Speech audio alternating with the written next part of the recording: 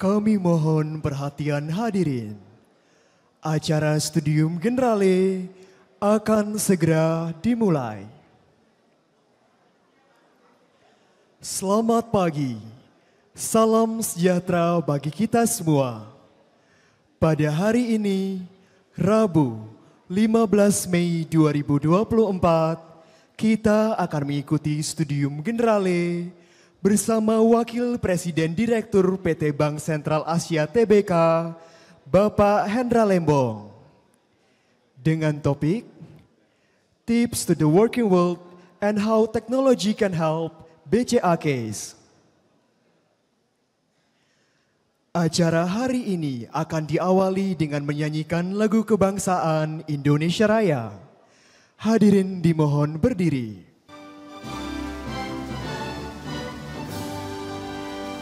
Indonesia tanah airku, tanah tumpah darahku. Di sanalah aku berdiri, jadi pandu ibuku. Indonesia kebangsaanku, bangsa dan tanah airku. Marilah kita berseru, Indonesia bersatu.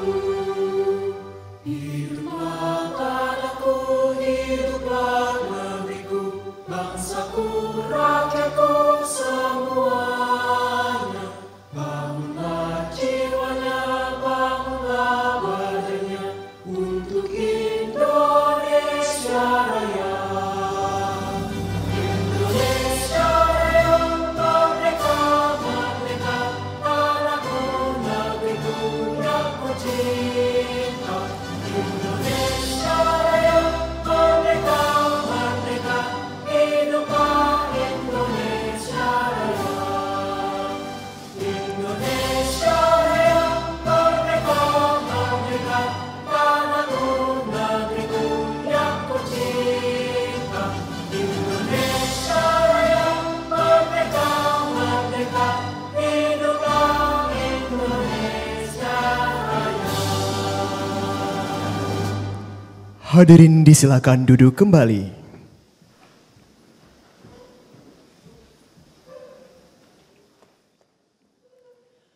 Selanjutnya, kita akan mengikuti penyampaian sambutan dari Wakil Rektor Bidang Keuangan, Perencanaan, dan Pengembangan Institut Teknologi Bandung yang sekaligus akan membuka acara pada hari ini.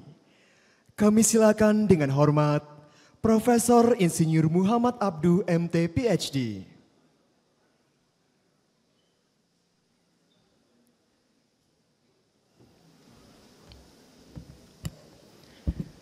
Bismillahirrahmanirrahim. Assalamualaikum warahmatullahi wabarakatuh. Selamat pagi Bapak Ibu sekalian, adik-adik mahasiswa yang tentunya sangat berbahagia. Mudah-mudahan hari ini kita selalu sehat dan juga diberikan kelapangan dada ya untuk menerima kuliah yang akan disampaikan oleh seorang yang mungkin istilahnya sangat extraordinary ya ini ya ceritanya. Tadi saya baru cerita sebentar saja begitu ya. Tentunya akan lebih menarik lagi kalau kita mendengarkan cerita seperti apa BCA dalam hal ini ya, sebuah bank swasta yang sangat baik kinerjanya ya di Indonesia ini. Dan salah satunya Pak Hendra kami sampaikan adalah biaya mahasiswa ini yang paling banyak dari statistik itu melalui BCA, Pak. Kita beri aplaus kepada BCA.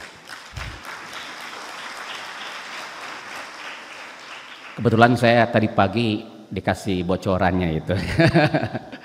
Jadi tentunya terima kasih kepada BCA yang sudah bekerja sama dengan Institut Teknologi Bandung dalam mendukung kegiatan pendidikan terutama terkait dengan masalah finansialnya. Dan juga saya mendapatkan informasi hari ini juga akan ada kegiatan serah terima CSR dari BCA yang ternyata sudah lama sebenarnya dilakukannya, ya, yaitu mendukung pengembangan kantin ya di ITB kampus Jatinangor, ya. Kebetulan di sini ada Bapak Direktur ITB kampus Jatinangornya, Pak Hendra, tentunya yang sangat tahu sekali seperti apa pemanfaatannya di sana. Dan berikutnya juga saya mendapatkan info hari ini juga kita akan mendapatkan bantuan ya kepada tentunya kita semua, terutama mahasiswa, untuk belajar mengenai bagaimana kita meningkatkan perilaku untuk lebih sustain ya dalam hal berinteraksi dengan industri. Salah satunya dengan istilahnya tadi ya plastik ya untuk daur ulang ya. Jadi saya juga ingin tahu seperti apa nanti bekerjanya begitu ya alat tersebut. Tentunya ini adalah sebagian daripada kegiatan kita yang memang tujuannya untuk kita berkontribusi ya kepada sustainability di Indonesia ini. Nah, tentunya kami dari Rektorat Pak Hendra mengucapkan terima kasih atas waktu yang diberikannya, langsung datang ke sini begitu ya, menyediakan waktunya. Dan tadi satu juga yang saya agak terharu begitu ya, orang tua dari Pak Hendra ini juga alumni teknik sipil malah gitu ya, tahun sekitar mungkin tahun 60-an yang tentunya sudah sangat senior, dan saya ingin sekali bertemu dengan beliau jika ada kesempatan. Ini adalah salah satu contoh juga bahwa semangat alumni ataupun keluarga alumni ya untuk selalu berinteraksi kembali dengan alma maternya harus kita contoh. Tentunya nih mahasiswa-mahasiswa ya, jangan kalau nanti sudah lulus itu lupa gitu ya dengan alumninya ya. Sekarang aja kadang-kadang lupa bayar uang kuliahnya Pak. Ya, jadi harapannya tentunya kalau kita nanti ke depannya mungkin bisa kerjasamanya ditingkatkan Pak Hendra, terutama berkaitan dengan kebutuhan finansial memang. Jadi saat ini sedang jadi isu nasional bagaimana pemerintah bisa mendukung secara optimal ya terkait dengan pendanaan untuk pendidikan di perguruan tinggi ya. Tentunya kita sangat-sangat sadar bagi orang tua ataupun mahasiswa yang memang memiliki keterbatasan dalam ekonominya harus kita bantu ya.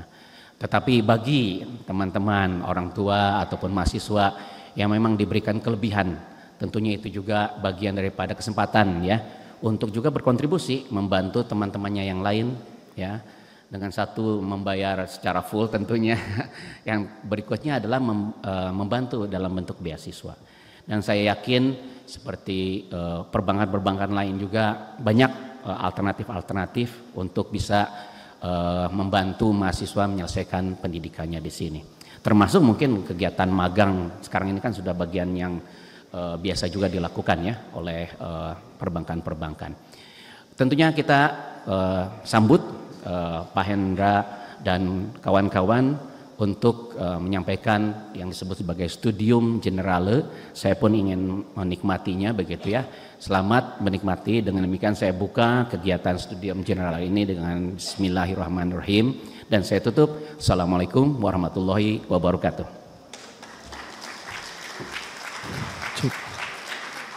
Kepada Profesor Muhammad Abdu, kami silakan kembali ke tempat. Hadirin yang kami hormati, berikutnya kita akan mengikuti seremoni penyerahan bantuan renovasi kantin Jatinangor dan pengadaan 2 buah mesin daur ulang botol plastik bakti BCA. Untuk mengawali seremoni ini, mari kita saksikan bersama video highlight bantuan renovasi kantin dan pengadaan mesin daur ulang botol plastik bakti BCA di kampus ITB.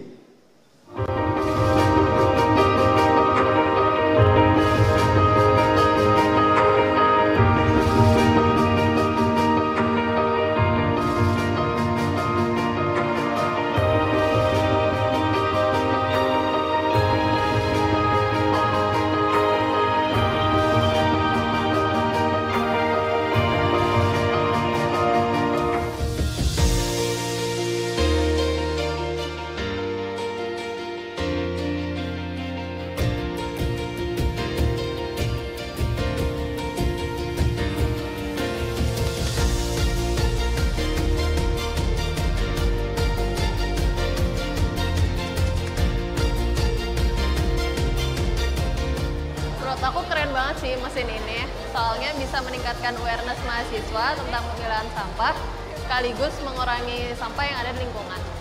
Kalau menurut aku, adanya mesin daur ulang baki beca ini tuh merupakan langkah yang maju karena kita dapat melestarikan lingkungan, sekaligus juga memajukan UMKM.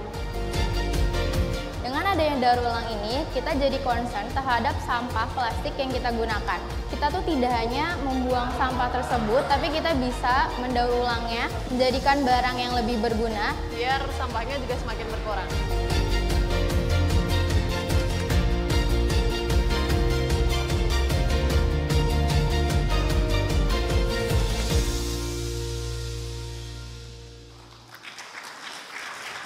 Kami undang dengan hormat untuk naik ke panggung Wakil Presiden Direktur PT Bank Sentral Asia Tbk Bapak Hendra Lembong, Wakil Rektor Bidang Keuangan, Perencanaan dan Pengembangan Institut Teknologi Bandung, Profesor Muhammad Abduh, Kepala Kantor Wilayah 1 PT Bank Sentral Asia Tbk Bapak Weminto Suryadi, dan Executive Vice President Corporate Communication and Social Responsibility PT Bank Sentral Asia Tbk, Ibu Hera F. Harin. Kami silakan kepada Bapak Hendra Lembong untuk menyerahkan bantuan secara simbolis kepada Profesor Muhammad Abduh. Kami persilakan kepada rekan media untuk mengabadikan seremoni ini. Sebagai informasi, renovasi Kantin Jatinangor telah dilakukan pada tahun 2019 dan telah dilakukan serah terima dari BCA ke pihak manajemen ITB. Namun, karena terkendala COVID-19, acara seremoni baru dapat dilakukan saat ini. Selanjutnya, Wakil Rektor Bidang Keuangan, Perencanaan dan Pengembangan ITB akan memberikan piagam penghargaan dan cenderamata kepada Bapak Hendra Lembong.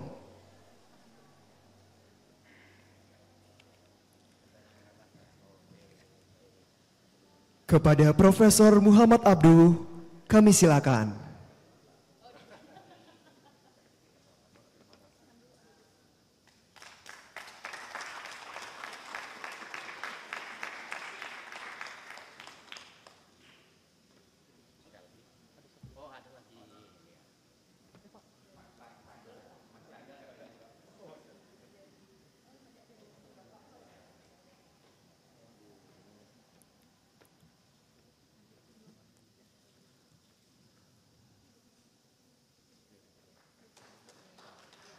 Berikutnya, kami persilakan Wakil Presiden Direktur PT Bank Sentral Asia Tbk Bapak Hendra Lembong untuk memberikan cenderamata kepada Profesor Muhammad Abduh.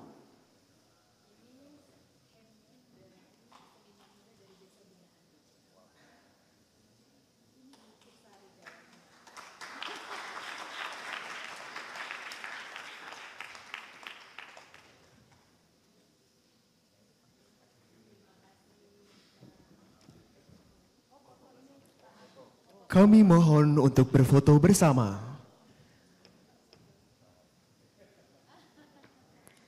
Kami persilakan kepada rekan media untuk mengabadikan seremoni ini.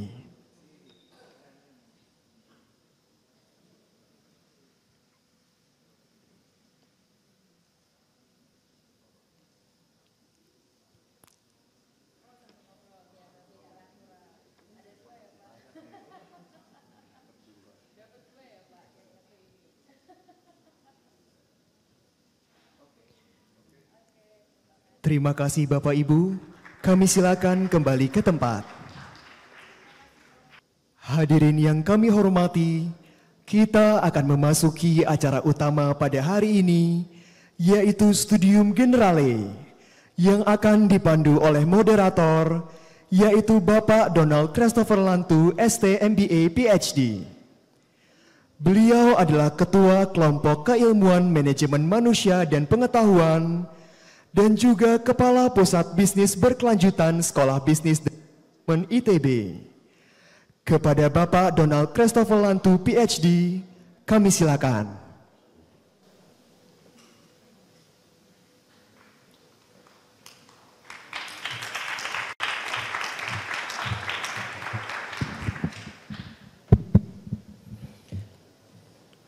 Oke, Assalamualaikum warahmatullahi wabarakatuh. Salam sejahtera buat kita semua.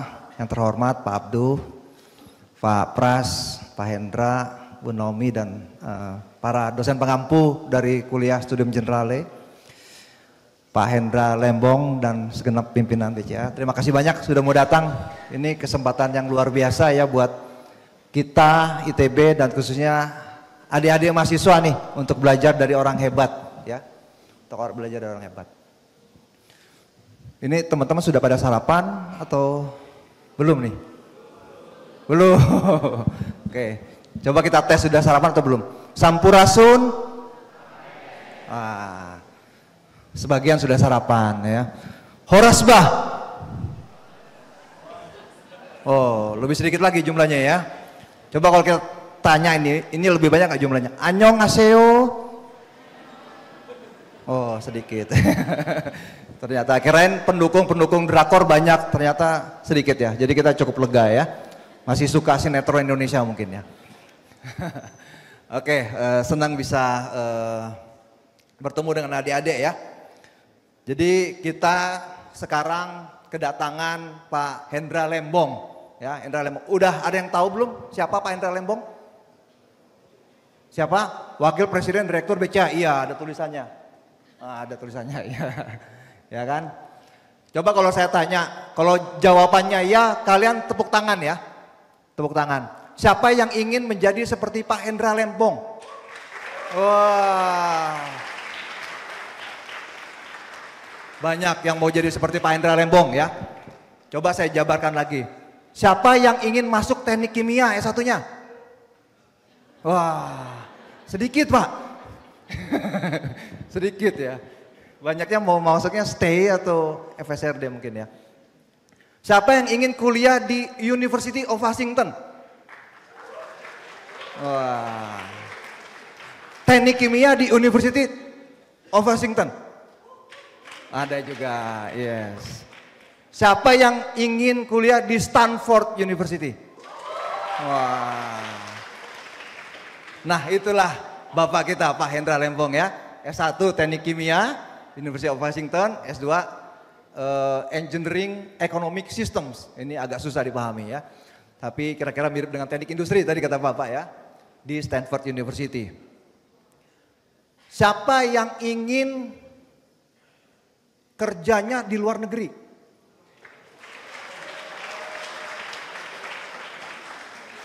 Banking. Siapa yang mau kerja di banking and finance? Oh, ya, ya. Siapa yang ingin jadi bos di banking and finance di luar negeri?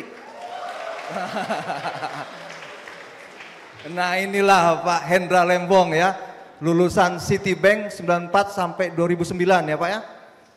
Kayaknya kinerjanya bagus, promosi terus kayaknya kalau performance review itu kayaknya promosi terus. Sehingga 2009 sampai 2010 itu di Deutsche Bank London. Nah, lanjut ke JP Morgan. Wah kita kalau JP Morgan tuh dengarnya dari berita aja. Bapak ini udah jadi bosnya Asia Pasifik di Singapura, JP Morgan. Lanjut CMB Niaga dan lanjut lagi ke BCA, Wakil Direktur, BCA, Presiden Direktur ya, Wakil Presiden Direktur, BCA 2022 ya Pak ya. Jadi ini luar biasa. Kalian akan belajar dari orang seperti ini. Karir pathnya hebat, ya kan? Kinerjanya hebat, edukasinya hebat. Jadi galilah, tanyalah hal-hal penting dari orang hebat seperti Pak Hendra Lembong. Ini kesempatan yang jarang sehingga kalian perlu eksplor itu. Nanti Pak Hendra akan presentasi selama 50 menit. Setelah itu kita akan lanjut dengan tanya jawab gitu ya sekitar 30 menit sebelum kita tutup. Oke, untuk bisa mempersingkat waktu saya persilakan Pak Hendra untuk maju ke depan. Kita beri aplaus yang paling meriah.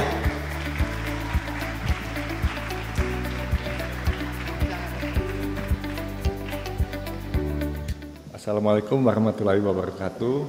Shalom, salam sejahtera untuk kita semua. Om Swastiastu, Namo Buddhaya, salam kebajikan. Yang saya hormati Pak Abduh, terima kasih banyak Pak udah kasih pembukaan. Pak Donald, Rektor Kepala, sama-sama orang Manado nih kita. Terima kasih juga tadi pagi Bu Naomi dari ITB Jatinangor, terima kasih Pak udah datang ke sini. Juga Bu Dewi tadi yang udah mimpin lagu ya. Terima kasih banyak ini introduction-nya Pak Donald. Saya jadi nervous ini mau ngomong di sini. Karena tadi disampaikan juga Pak Abdul, saya senang sekali ada di ITB juga. Karena bapak saya alumni tahun 59 di teknik sipil. Sayangnya anaknya nggak sepinter bapaknya, jadi tidak bisa masuk ITB.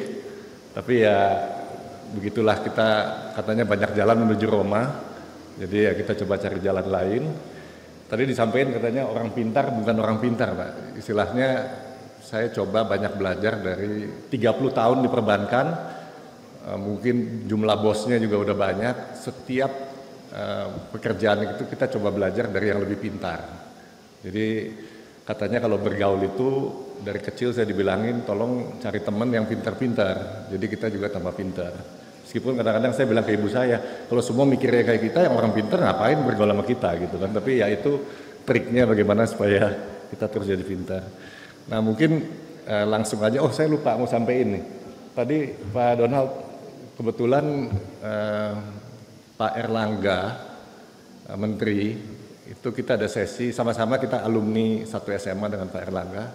Pak Erlangga ada sampaikan, untuk Indonesia mencapai Indonesia Emas 2045, di mana GDP per kapitanya itu mudah-mudahan dari 4.000 bisa ke 30.000, itu kita butuh SDM yang pintar-pintar kerja di Indonesia. Jadi era yang pintar-pintar kerja di luar negeri itu kita tidak boleh encourage sebetulnya. Ya, karena memang negara kita butuh SDM yang pintar-pintar seperti teman-teman di sini. Gitu ya. Mungkin sedikit saya cover, pertumbuhan ekonomi kita di Indonesia itu sekitar 5% setahun. Nah, untuk mencapai Indonesia Emas itu harus pertumbuhannya di 6-7%. Kuncinya itu ada dua untuk mencapai 6-7%. Yang pertama, tim pemerintah Indonesia sudah belajar di India.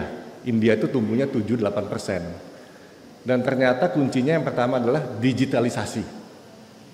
Di pemerintahan, di perusahaan, dan semuanya. Jadi semuanya kalau mau dagang tuh bisa cepat. Kalau mau dagang aja butuh waktu izin beberapa bulan, ya ekonominya berputar lebih pelan. Jadi itu memang sangat masuk akal. Yang kedua adalah butuh investasi dari luar yang lebih besar ke Indonesia. Semikonduktor masuk ke Malaysia, Apple kemarin lihat masuknya mungkin ke negara-negara tetangga. Kenapa perusahaan asing itu masuk ke Indonesia itu lebih sedikit daripada ke tempat lain? Kuncinya ada dua. Yang pertama, kebijakan tenaga kerja itu sudah dibereskan di era Pak Jokowi dengan Omnibus Law. Yang kedua, kualitas SDM kita.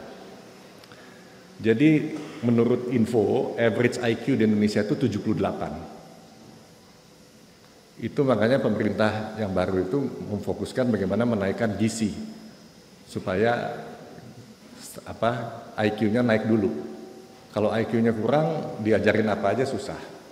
Gitu ya. Jadi ini kuncinya Indonesia untuk lebih banyak dapat investasi itu kira-kira memang SDM-nya perlu kita tingkatkan, dan di sini adik-adik saya yakin IQ-nya semua di atas 100, betul kan ya.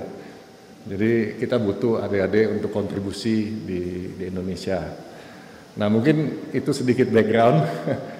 Nah saya langsung aja masuk. Tadi kan disampaikan kita ada tanya jawab nanti ya. Nah kalau adik-adik ada yang mau tanya apa aja yang tidak ada hubungan dengan materi ini juga nggak apa-apa. Karena ini kesempatan jangan-jangan kita bisa ngobrol. Jadi mudah-mudahan saya bisa jelasin dengan cepat. Setelah itu kita tanya jawab aja. Apa aja boleh ditanya. Saya dengan senang hati bisa jawab. Ini move-nya di ini ya. Oke. Coba ya, kita mulai. Ini kemana ya? Oh, oke. Nah ini tadi cuman sharing aja. Lulusan ITB di BCA per 1 April itu ada 422. Banyak gitu. Gitu kan kalau kita ngomong secara umum ada data ya kan. Saya pribadi bukan karena bapak saya alumni ITB, tapi Saya pribadi di dalam BCA selalu mendukung kita rekrut dari ITB. Kalau zaman dulu BCA biasanya rekrut jurusan ekonomi yang bukan di ITB, tapi belakangan kita rekrut di ITB karena memang dunianya sudah berubah. Ini mungkin teman-teman diskusi ya, dari jurusan 5 sebelah kanan ini kita belum ada di BCA nih, jadi itu mudah-mudahan in the future ada juga. Gitu ya.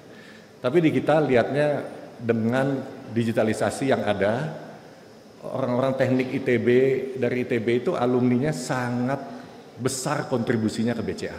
Jadi kita sangat senang dan ekspektasinya tentu jumlah lulusan ini terus tambah besar di BCA. Oke, lanjut. Nah, sebelum kita masuk mengenai perbankan, saya kasih satu slide dulu karena saya nggak tahu nih, adik-adik kan belajarnya kan beda-beda nih jurusannya. Nah, ini cuma satu slide bahwa negara itu biasanya itu stage-nya ekonominya itu ada 3. Di agriculture, manufacture, dan service. Pertanian, lalu juga produksi, kayak bikin handphone, dan yang terakhir itu service. Service itu kayak jasa hukum, jaga konsultan. Nah, perbankan itu masuk di kategori service. Gitu ya. Nah, biasanya ekonomi dari ekonomi berkembang sampai ekonomi maju itu pindah dari kiri ke kanan. Tapi semua negara mau di Perancis pun agriculture-nya juga sangat besar. Amerika juga sangat besar. Indonesia saya taruh note sedikit situ ada namanya mining. Mining itu juga besar di Indonesia. Kalau cuma ambil nikel jual itu di sebelah kiri. Tapi kalau diolah jadi smelter, dijual ada nilai tambahnya masuk ke manufacturing. Jadi mining agak sedikit di tengah-tengah. Nah, itu ekonomi yang biasanya dipakai produknya itu adalah untuk konsumsi di Indonesia atau kita bisa ekspor. Yang kita tidak punya kita impor. Itulah bentuk negara secara umum. Nah, hari ini saya fokus di services saja. Nah, mungkin pembicara-pembicara kuliah umum tiap Rabu mungkin bisa cover mungkin industri-industri yang lain karena tentu saya tidak qualified untuk diskusi yang lainnya. Kita fokus di service. Nah, di service ini adalah kita lihat financial services bank. Karena saya sudah 30 tahun di perbankan ya saya cuma bisa ngomongnya yang bank saja. Nah, basic bank ini sebelum saya masuk ke lebih dalam untuk teman-teman adalah sifatnya itu kita bank itu intermediary, jadi middleman, kayak broker ini. Mau cari tempat kos mesti perlu broker, kita juga broker. Broker dari apa? Sebelah kiri itu orang-orang yang punya uang. Yang sebelah kanan orang-orang yang butuh uang. Nah, bank itu lakukan, oh sebentar ya, ini belum. Yang bank lakukan itu adalah mempertemukan yang punya uang dengan yang butuh uang. Jadi yang punya uang taruh di kita, bisa kita kasih tabungan dan mobile banking, ATM itu supaya yang punya uang itu gampang manage uangnya yang ada di kita. Itu istilahnya kan menabung gitu ya.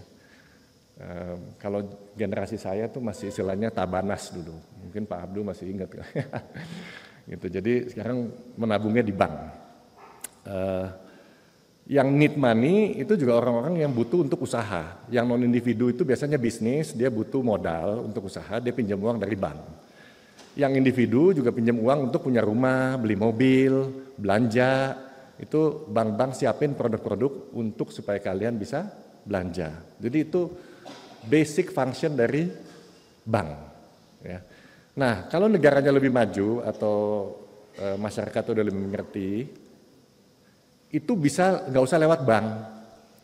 Jadi perusahaan itu dia issue bond atau dia sahamnya dia list di bursa. Yang punya uang tinggal beli langsung, beli saham. Nah itu namanya dari kiri langsung ke kanan, tidak lewat bank. Ya kan? Tapi kenapa sebagian lewat bank, sebagian bisa masuk ke bursa? Ya kalau perusahaannya udah terkenal, kayak Telkom, semua kan tahu Telkom. Ya kan Telkomsel tahu, Excel tahu. Ya udah, dia langsung sahamnya ada di bursa.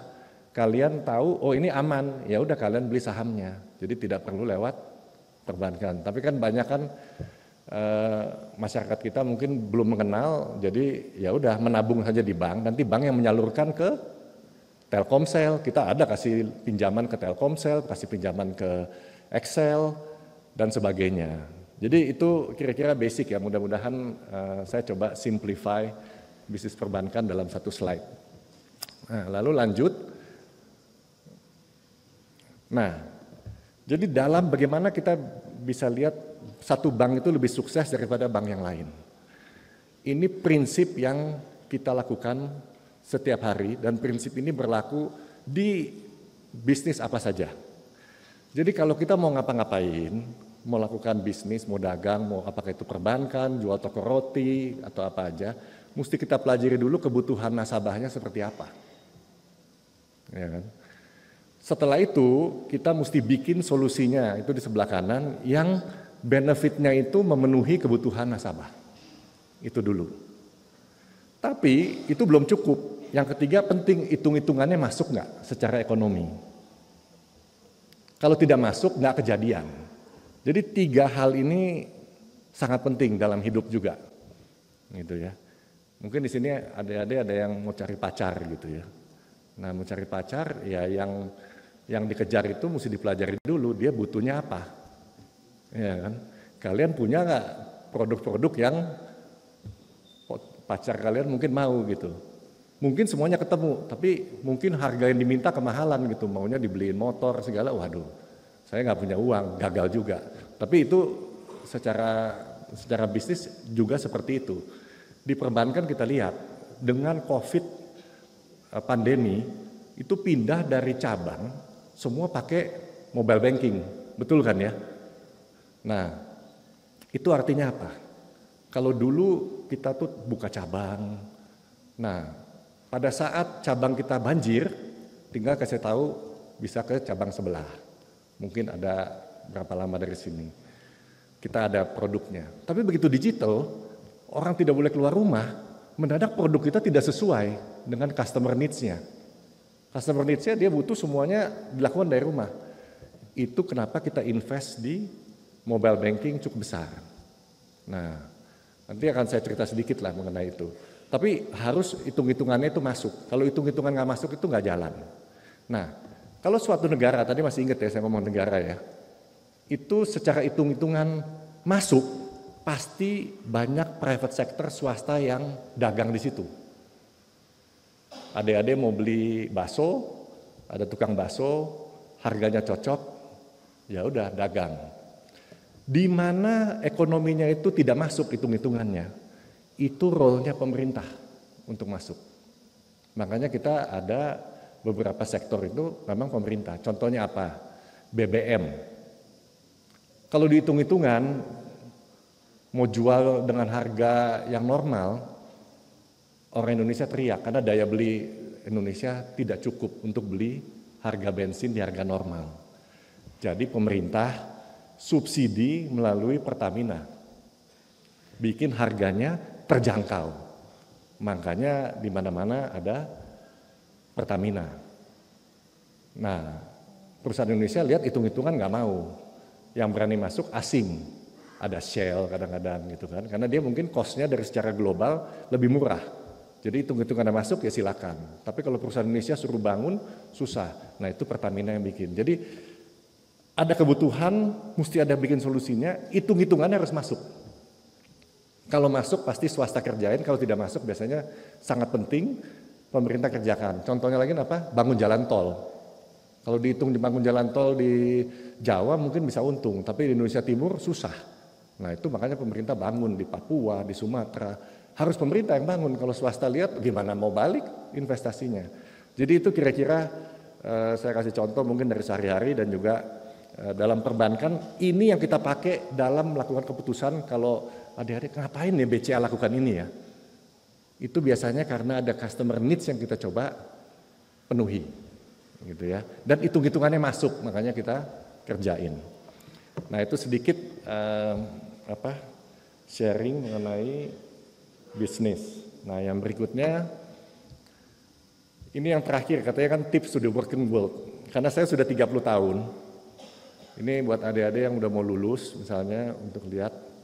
Kalau mau karir itu sustainable itu artinya apa? Kerja terus bisa berkembang.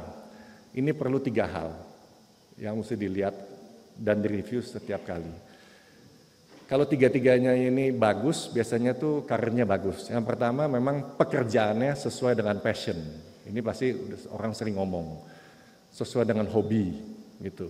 Saya kebetulan tadi cerita, biarpun saya teknik kimia, ternyata kimia itu susah sekali gitu ya. Begitu ngambil ekonomi kok kayaknya lebih gampang dan saya lebih senang. Nah akhirnya saya ke perbankan karena memang kelihatannya saya lebih senang di sana. Ya.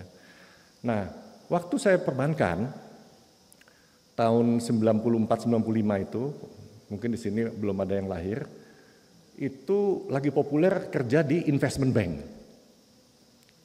karena uangnya besar, gitu ya. Investment bank itu ngapain? Bantu perusahaan-perusahaan tadi untuk listing di bursa. Gitu. Kakak saya paling besar investment banker. Tapi saya lihat dia pulang jam 3 pagi. Gitu ya. Lalu bantuin adalah fokusnya di saham-saham. Saya kayaknya lihatnya enggak. Saya mau lakukan kerjaan yang bisa kontribusi ke ekonomi Indonesia yang lebih besar. Enggak cuman perusahaan-perusahaan besar yang punya listing di bursa. Nah saya lihat commercial banking, seperti misalnya BCA, kita itu kan customernya dari umur 15 tahun sampai tua. 100 tahun pun ada. Kita ada 250.000 nasabah yang umurnya di atas 70. Jadi itu saya lihat impact-nya ke masyarakat jauh lebih besar. Makanya saya tidak pindah ke investment bank, itu purpose-nya. Karena saya dari waktu muda, purpose-nya saya mau do something yang memang impact-nya besar untuk masyarakat. Jadi saya stay di commercial bank, tidak pindah ke investment bank. Dan yang ketiga, mestinya katanya politik itu bukan berarti negatif. Saya cari kata supaya gampang ingatnya 3P.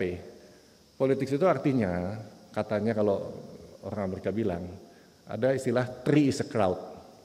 Itu apa? Kalau 3 orang ngumpul, lebih dari 3 orang ngumpul, itu pasti ada dinamika politik. Si ini lebih senang sama si ini lebih senang sama si ini. Itu nggak gampang. Kalau kerja kelompok katanya jangan lebih dari 3 orang. Lebih dari 3 orang ribet. Tapi pada saat kita kerja di masyarakat, pasti jumlah karyawan di perusahaan itu lebih dari 3 orang biasanya. Nah itu harus pintar-pintar komunikasi antar manusia, kerjasamanya itu sangat penting. Itu satu pilar yang sangat penting untuk karir tetap terus maju. Kita nggak bisa bilang, aduh saya nggak bisa handle nih dealing sama orang. Ya udah bikin startup sendiri, tapi startupnya juga nggak bisa lebih dari 2 orang karena begitu staffnya lebih dari 2 orang akan ada politik. Jadi politik itu tidak bisa lari. Kalau ada teman-teman yang berorganisasi itu bagus sekali karena itu melatih kita bagaimana bekerja dengan orang lain. Itu sangat-sangat penting. Jadi kalau 3 ini sesuai, biasanya karirnya bisa terus. Itu yang bikin saya masih di perbankan meskipun sudah 30 tahun. Karena 3 ini saya masih bisa handle lah dan masih bisa sesuai. Jadi itu mungkin sedikit tips untuk teman-teman yang nanti lulus mau bekerja. Nah sekarang kita masuk ke topik yang lebih serius gitu ya, ke teknologi. Karena itu yang tema hari ini dan saya yang memang udah mendalami beberapa tahun terakhir. Nah tentu saya akan ngomong case study-nya di BCA aja. Itu. Di sini siapa yang punya rekening BCA ya? Bisa angkat tangan? Nggak sampai 50% loh Bu Hera. Jadi ini masih PR. Oke. Nah, jadi dulu di BCA ini situasinya seperti ini. Ini video.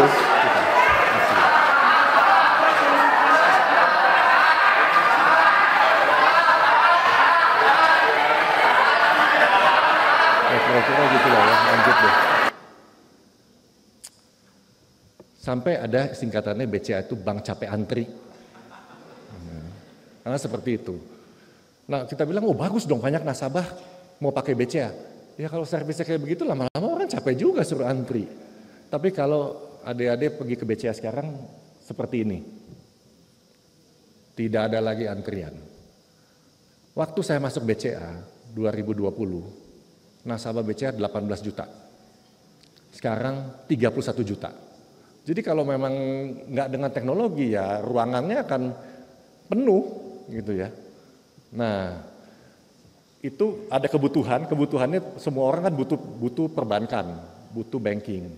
Tapi ya tentu kebutuhannya adalah nggak mau antri dan nggak capek dan gampang. Nah jadi kita invest lah di cabang kita. Contohnya CS Digital sebelah kanan. Sering nih orang Indonesia naik motor, tatonya kartunya jatuh hilang.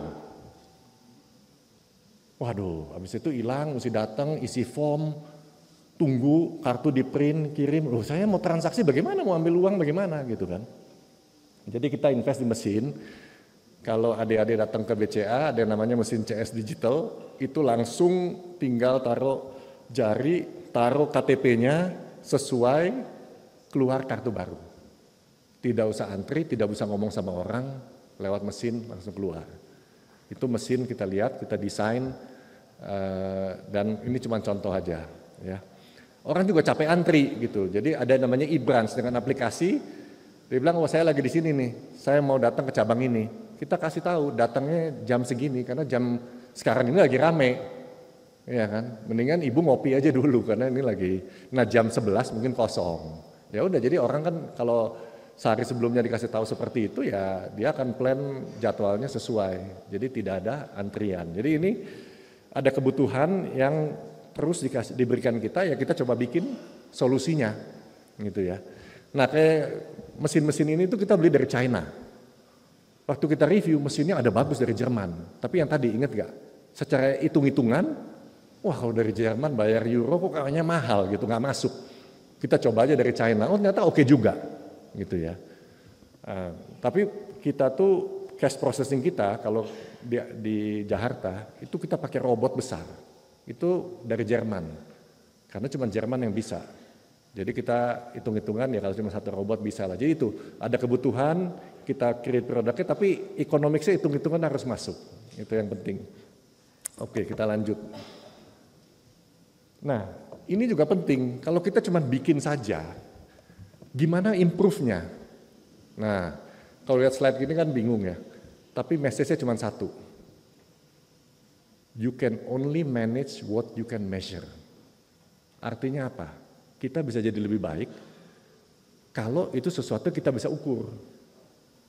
Nah itu makanya di kita itu semuanya itu kita bikin dashboard.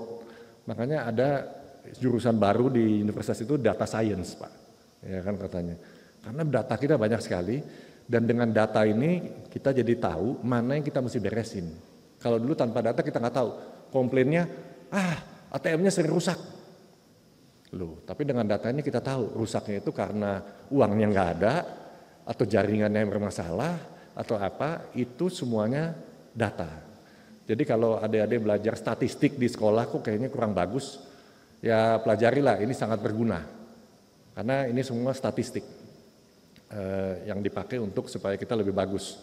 Dan nantinya bisa kasih rekomendasi. Kayaknya kalau ATM yang di tempat ini kayaknya tempatnya ramai jam segini, ya udah kita isi uangnya lebih banyak. Yang itu agak sepi, kita isi uangnya lebih sedikit. Kita nggak mau isi uang banyak-banyak, kenapa? Secara ekonomik nggak untung. Uang tunai, taruh di situ, nggak dapat bunga. Ya kan?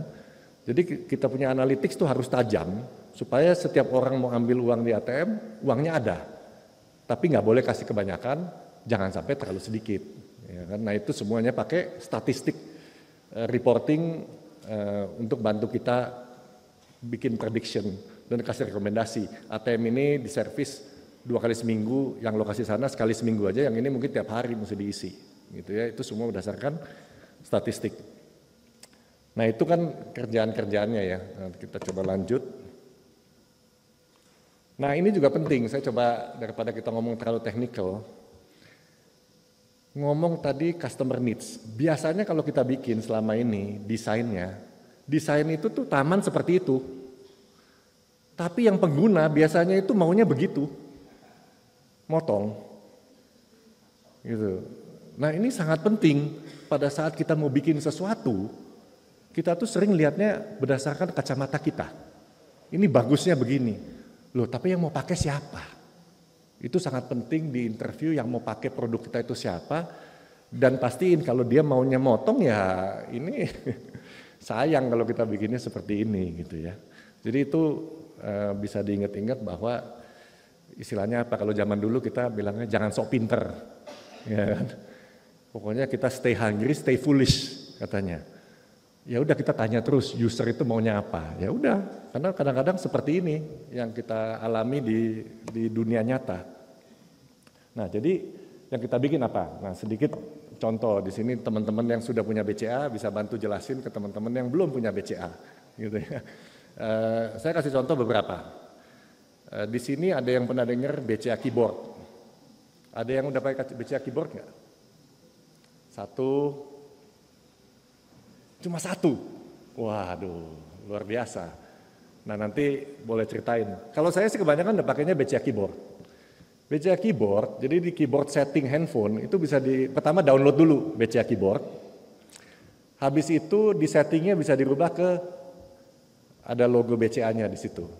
Ini tadi yang pakai namanya siapa? Albert. Suaranya kencang juga ya, kedengeran. Jadi nanti bisa ceritain itu. Nah, kenapa dibikin itu? Jadi lagi ketik WA itu tidak usah keluar dari aplikasi WA. Karena keyboardnya aja dipencet BCA-nya, langsung dibawa keluar akses masuk ke BCA. Sedangkan di screen atas masih dalam WA. Karena apa? Orang sering bilang, transfer uangnya ke rekening ya, ini rekening gua ini ya. Itu kan lewat BA. Kalau enggak nanti mesti di-copy, dicatat. Kalau yang anak muda kan di-copy, kalau yang umur saya mesti dicatat. Habis itu masuk ke mobile banking, baru transfer. Dengan BCA keyboard, langsung klik di situ, tinggal transfer aja. WA-nya tetap kebuka. Gitu. Tapi kenapa yang pakai cuma satu? Kenapa kok nggak begitu populer? Ini masih kita terus bikin lebih bagus, karena begitu dapat feedback dari nasabah, ternyata kalau handphone kayak iPhone, dia tinggal pencet. Beberapa handphone mesti masuk ke setting, rubahnya di setting. Wah, ini repot kalau mesti rubahnya di setting. Nah, jadi teman-teman lagi bikin gimana supaya tidak repot itu. Yang kedua, pada saat dia pakai keyboard BCA, nggak ada fitur auto correction. Kalau biasanya kita udah ketik nanti ada auto correction. Nah, itu juga tim IT lagi bikin. Nah, kalau kita bisa cover itu, ya udah keyboard BCA jadi default. Nah, kalau bisa jadi default, orang kirim data WA nggak usah pindah, yakin keyboard akan take off gitu ya. Nah, jadi memang idenya bagus. Idenya apa? Karena kata nasabah, ini capek mau bayar orang mesti pindah dari WA. Ya sudah, kita bikin bisa transfer tanpa harus keluar dari WA. Nah, itu yang tadi desain sebelumnya kan. Yang customer minta tidak keluar dari WA, kita bikin selesai. Tidak, user experience-nya kita mesti pelajari. Ternyata user experience-nya itu orang nggak mau suruh rubah-rubah setting. Terus nggak ada auto correction, dia nggak mau keyboardnya. Nah, jadi itu istilahnya kalau kita bilang kerjaan selesai nggak ada. Kerjaan nggak pernah selesai. Karena harus terus diimprove, karena kebutuhan nasabah itu berubah terus. Jadi itu harus kita bikin juga gitu. Nah, di sini ada aplikasi kita bikin My BCA. Di sini yang punya rekening BCA, siapa yang pakai BCA Mobile? Nah, banyak. Siapa yang pakai My BCA? Nah, ada juga. Kebanyakan pakai dua-dua. Ya kan, sebagian pakai dua-dua. Bank lain ada yang pakai dua aplikasi nggak? Ada yang tahu nggak? Bank siapa yang punya dua aplikasi mobile banking? Nggak ada. Saya kalau ketemu investor juga ditanya. Semua itu, kalau bikin aplikasi itu, begitu yang baru keluar, waktu mau update, yang lama disuruh update ke yang baru. Iya kan? Semua bank kan seperti itu. Kita bilang enggak, kita lihatnya begini. Karena ternyata, ini adik-adik kan ada beberapa pakai dua-dua. Keunggulan BCA Mobile itu apa? Dibandingin My BCA. Ini karena idealnya kalau interaktif nih saya minta yang pakai itu maju, tapi ya sudahlah, daripada bikin orang stres katanya jangan. Gitu. Jadi teman-teman seumur saya dan yang lebih tua sukanya pakai BCA Mobile. Yang muda-muda lebih senang pakai My BCA. Kenapa? My BCA tuh ada semua. Semua rekening, deposito, apa semua ada di situ. Tapi karena semua ada ditampilkan di layar handphone, fontnya jadi kecil, iya kan? Nah, yang seumur saya masih mau berasa muda, nggak mau pakai kacamata baca. Nah, itu kalau pakai BCA Mobile bisa. Karena fontnya gede dan adanya kebanyakan orang itu cuma mau cek saldo dan transfer. Yang lain kita nggak perlu. Cek saldo, transfer, selesai, gitu kan. Nah, itu BCA Mobile sangat enak, fontnya gede, gitu. Nah, jadi kita strateginya di BCA memutuskan istilahnya kalau mau dagang restoran, kita maunya bikin restoran Padang. Tipe nasabah butuh apa, kita sediakan di meja. Ya, you pilihlah, sukanya mau yang mana. Nah, tapi dengan 2 aplikasi, artinya tim IT di BCA itu sakit kepala. Karena mau ada perubahan tuh mesti rubah banyak aplikasi. Sakit kepala. Jadi setiap kali komplain ke saya, Pak, yang BCA Mobile kapan kita matiin, Pak? Yang BCA kan udah jauh lebih bagus. Saya bilang nggak tahu kapan.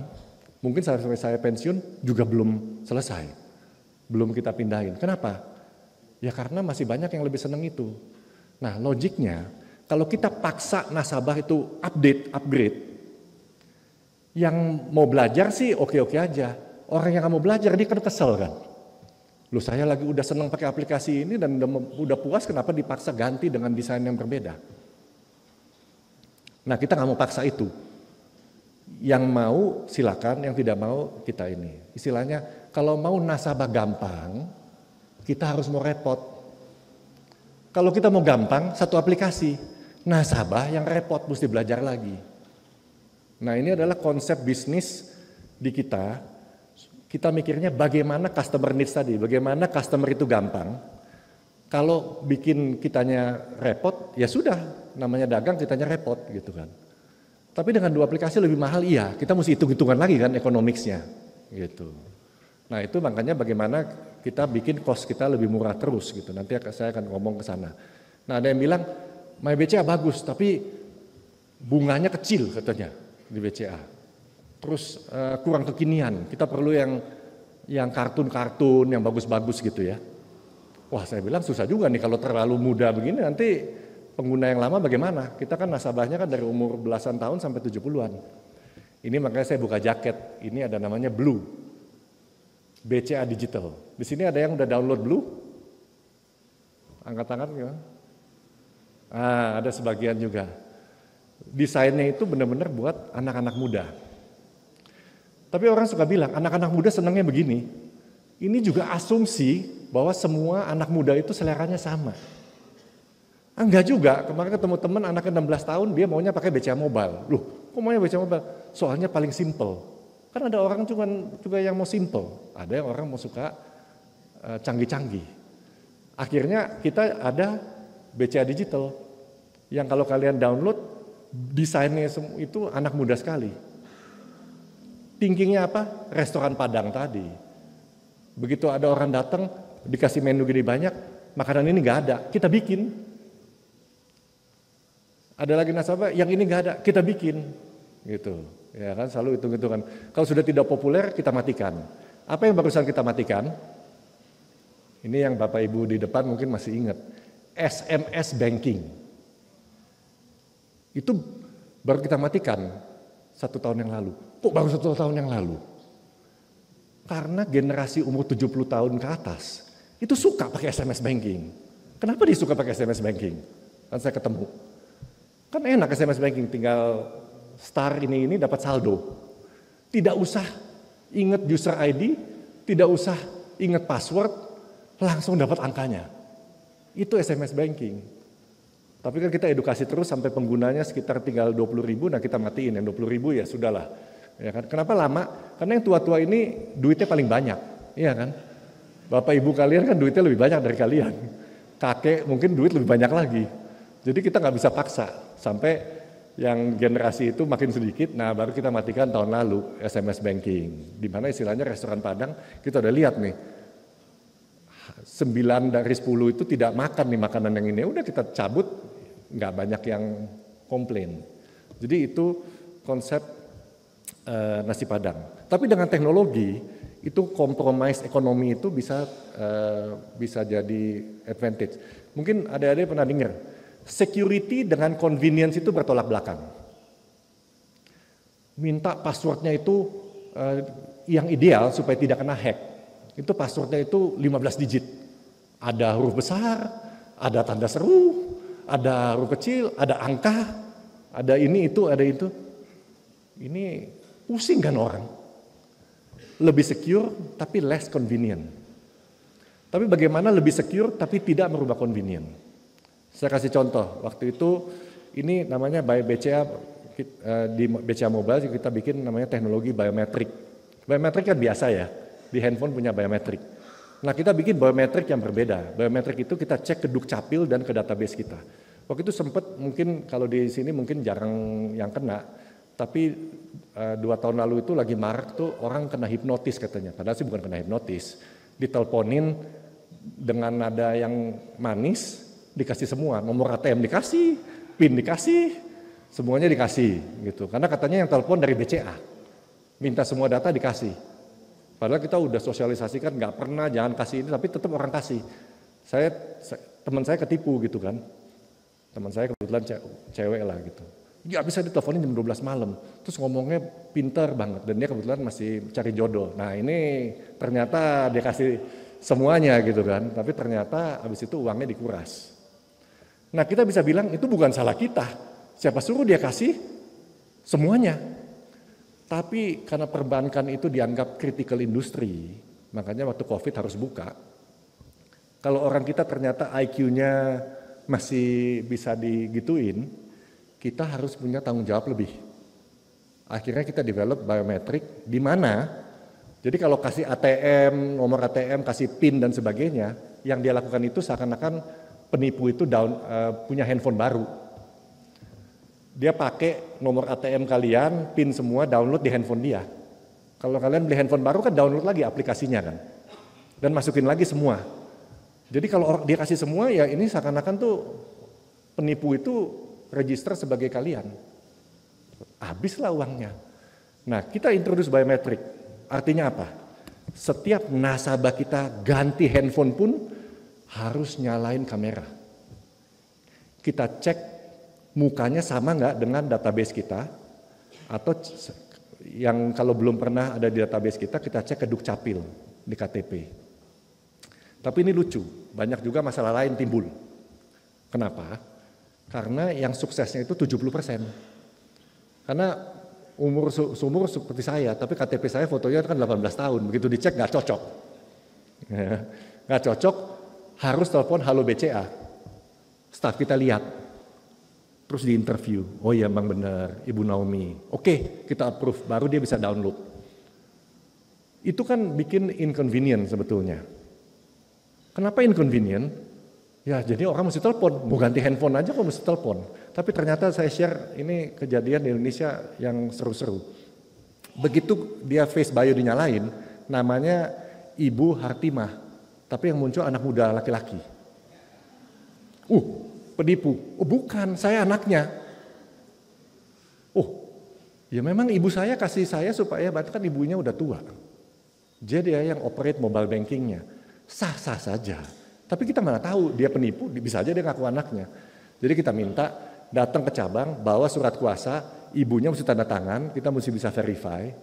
Mungkin juga ibunya nggak tahu, kita nggak tahu, masalah ibu rumah tangga masing-masing kan beda-beda. Nah itu memang bikin kita jadi repot sekali. Kenapa? Kita di BCA nasabah 30 juta. Yang ganti handphone setiap hari 30.000. 30.000 setiap hari ganti handphone. Jadi kalau 70% success rate, 10.000 itu gagal. Kita mesti cek di ini. Itu kan bikin kerjaan kita banyak, tapi itu sangat penting untuk supaya nasabah kita tidak tertipu. Nah belakangan yang komplain udah nggak ada karena nasabah jadi nyaman. Ya nggak apa-apa lah face bio. Nah kalau sama KTP-nya mukanya cocok, sama database kita cocok, langsung dia cek lewat 1 detik. Security-nya nambah, convenience-nya tidak terdampak karena teknologi.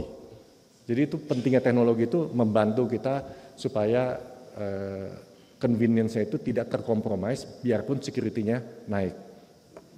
Nah, kita lanjut.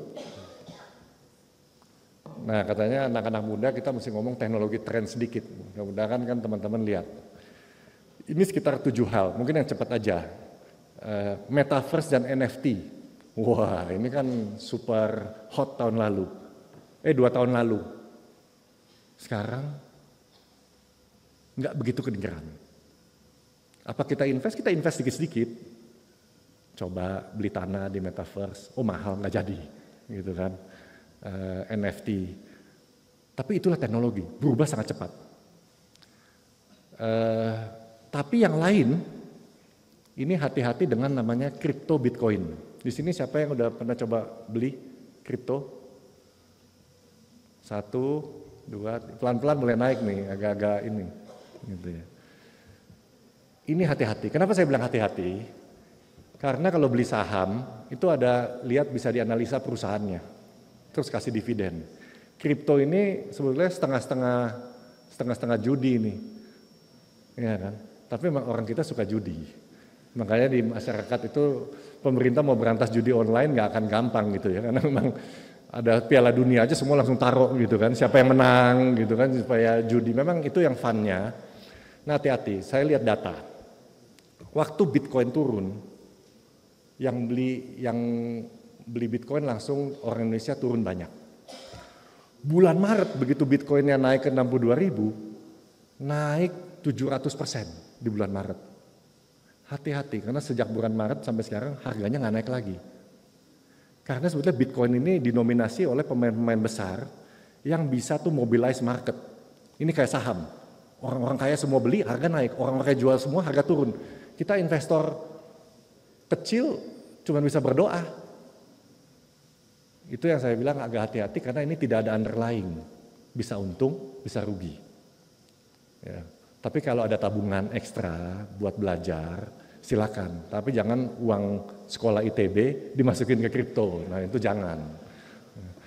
Nah itu mengenai kripto. Nah saya mau ngomong yang AI agak lama. Cloud itu artinya apa? Mungkin saya cepat aja. Nggak semua perusahaan bisa invest dan punya data center.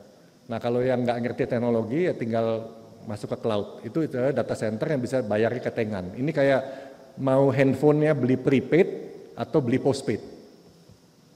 Kalau penggunanya sedikit ya belinya ketengan aja, beli pulsa aja. Di Indonesia 99% itu beli pulsa. Cuma 1% yang abodemen bulanan. Karena setelah dihitung-hitung lebih murah beli pulsa, setiap kali ada promo. Gitu ya. Nah cloud ini buat perusahaan untuk bayar infrastruktur IT seperti beli pulsa. Nah ini sangat praktis. Tapi kalau perusahaan gede kayak BCA, ya kita punya sendiri. Tapi ini cloud akan sangat populer. Nah kemarin juga ngomong sama beberapa menteri, kapan Indonesia punya cloud sendiri? Karena cloud yang ada di Indonesia dari Amerika dan China. Devisa keluar lagi gitu kan. Nah mungkin teman-teman suatu saat dari ITB perlu modal, tadi udah lihat bagaimana dapat modal, bisa coba bikin cloud. Indonesia invest sekitar 30 billion dollar untuk beli IT. Ini semuanya luar negeri import. Tadi saya lupa ngomong. Nomor 1 import di Indonesia itu, ini data 5 tahun yang lalu, belum update, tapi mungkin nggak tahu beda. 5 tahun yang lalu itu import nomor 1 Indonesia minyak. Nomor 2 ada yang tahu nggak apa? Mungkin angkat tangan. Nomor 2 handphone. Karena orang kita dulu suka tiap tahun ganti handphone. Itu luar negeri semua, tapi pemerintah lebih pintar. Samsung suruh bikin di Indonesia, jadi paling sedikit ada tenaga kerja di kita. Di IT kita beli server, semuanya buatan luar negeri, storage buatan luar negeri. Kita butuh adik-adik yang pintar-pintar coba in the future bisa bikin teknologi-teknologi di Indonesia. Jadi devisanya tidak keluar. Nah itu cloud. Blockchain buat teman-teman yang pelajarin ini sangat bagus. Tapi blockchain ini bagus untuk kalau buyer dan seller tidak kenal. Artinya apa? Bukan untuk BCA. Makanya saya nggak cover banyak. Ini buat pemerintah bagus. Running bursa itu bagus. Jauh lebih murah dengan blockchain. Nah 2 yang pertama kita banyak pakai. Robotics. Itu banyak kita pakai. Karena tadi banyak sekali kita bisa robotize. kita itu robotize proses itu sekitar 200 proses per tahun. Nah, yang saya mau ngomong AI, ini kan semua kan lagi ngetren nih, generative AI. Dan ini luar biasa. Kalau dulu katanya Pak, ya udahlah ini kan mudah-mudah semua. Katanya sekarang yang dapat kerjaan gampang itu kalau belajar IT. Karena semua butuh developer. Dengan AI, mungkin developer juga tidak perlu. Kalau kalian ada waktu, coba main-main Microsoft Copilot. Itu udah masuk di paket 365 seperti Excel, Word, dan yang lain-lain. Atau Google AI. Mungkin katanya ITB mungkin pakai Google ya. Copilot pakai juga ya. Yang Copilot. Itu kan mau bikin presentasi, lalu untuk customer service jawab. Dia udah gak usah mikir, dia lihat aja di situ. Semuanya ada. Tapi ingat tadi, ada kebutuhan, ada produknya Copilot. Economics-nya semua bisa beli nggak Microsoft? Belum tentu semua bisa beli. Nah ini ada ngetrend baru kalau Copilot itu pakai namanya Large Language Model. Jadi miliar, istilahnya ribuan miliar. Ini bahasanya Indonesia bener ya. Ribuan miliar data dari internet itu diolah. Miliar, ribuan miliar. Diolah untuk memberikan ChatGPT, generative AI. Ini pemakaian listrik dan energinya luar biasa, pemakaian datanya.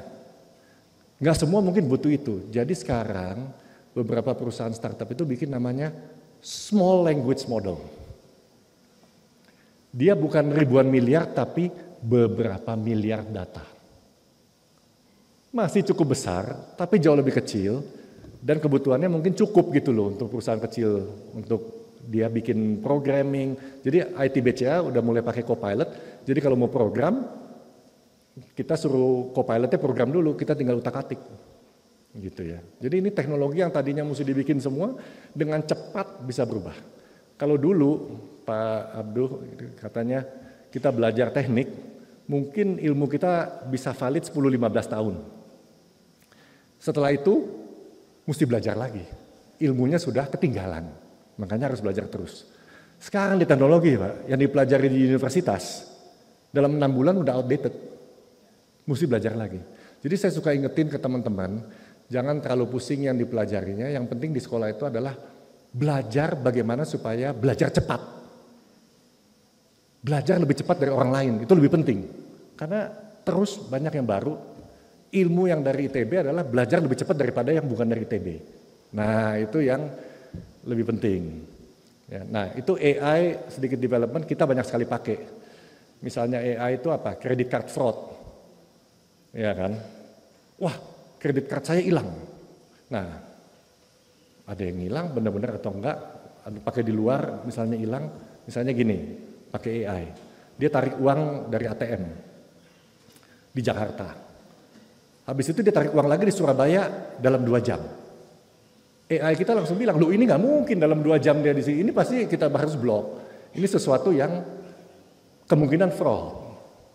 Karena ada AI dia lihat secara location tidak mungkin. Nah itu bantuan teknologi kan. Kalau semuanya kita blok kan orang marah. Tapi kita blok benar-benar berdasarkan AI, yaitu gunanya teknologi. Nah ini terakhir, slide terakhir, karena waktunya juga tinggal 50 detik. Saya ngomong semua teknologi nih kan, canggih ya. Tapi yang trending topik di Twitter, Satpam BCA. Jadi poinnya apa? Tetap aja kita manusia. Teknologi itu hanya mainan. Tetap yang membedakan orang cari itu adalah human interaction. Tetap itu yang dipakai. Itu kenapa slide terakhirnya, teknologi itu hanya enabler untuk helping human to be better. Tidak bisa digantikan dengan teknologi, jadi tenang aja. Yang penting harus pintar. Teknologi bikin lebih bantu kita. ChatGPT katanya ini seperti zaman kita sekolah Pak dulu. Lu ngapain belajar rumus, ada kalkulator. Kalau ujian nggak boleh pakai kalkulator, zaman saya gitu. Zaman sekarang pakai kalkulator boleh, malah belajarnya jadi lebih cepat. Jadi Gen AI itu akan bantu kita bikin kontribusi, generate sesuatu lebih cepat, lebih baik, lebih costnya lebih murah. Tapi tidak menggantikan manusia. Jadi tetap human interaction itu penting, yang tadi saya bilang adalah pilihlah karir yang passion, purpose, dan politicsnya kalian bisa handle. Karena teknologi tidak bisa menggantikan itu. Mungkin itu saja. Assalamualaikum warahmatullahi wabarakatuh. Terima kasih banyak Pak Hendra. Ini penjelasan yang luar biasa ya. Jadi mungkin apa yang disampaikan oleh Pak Hendra ini ITB banget ya. Jadi bicara soal teknologi banyak gitu ya, data science, AI, you name it lah, security ya. Walaupun bukan satpam, maksudnya security keamanan tadi ya. Tapi di dalamnya juga tentu harus ada faktor-faktor desain. Ya, jangan sampai kita melakukan segala sesuatu, teknologinya bagus, tapi itu apa? Teknologi push, gitu ya. Wah, saya yang paling tahu. Mungkin nanti nggak ada yang pakai. Jadi harus didesain dengan baik. Kita punya ilmu desain yang luar biasa di sini juga, Pak, di samping teknologi. Dan faktor yang ketiga tentu customer tadi ya, customer experience. Customer focus, ini sudah jadi agama baru nih buat perusahaan-perusahaan tech. Karena gurunya si Apple itu ya Pak ya, udah sangat mendorong agar kita bisa benar-benar memenuhi kebutuhan customer. Jadi ketiganya ini multidisiplinnya ada di ITB.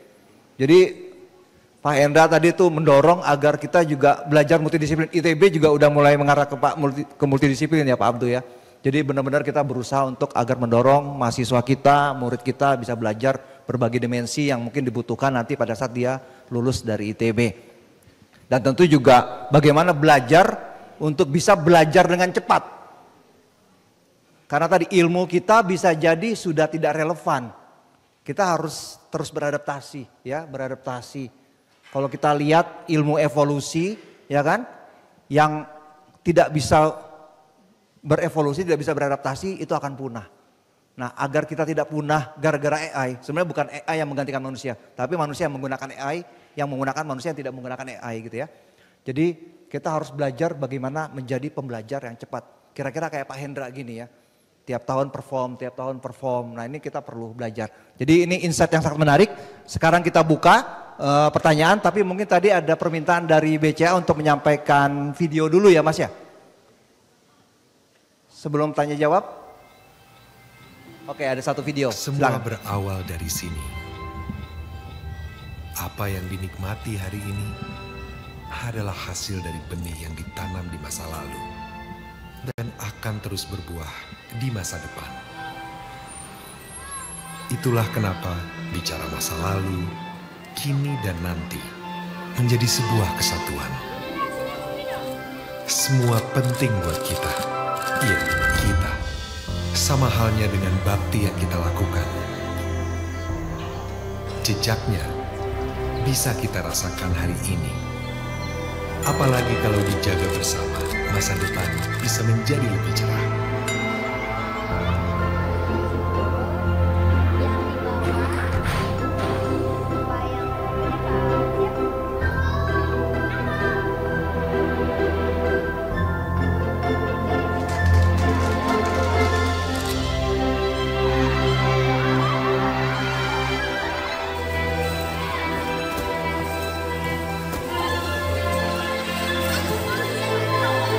Dari sebuah bakti, lebih banyak pendidik di berbagai penjuru negeri bisa mengantarkan putra-putri bangsa untuk mengejar dan mewujudkan mimpi-mimpi mulia.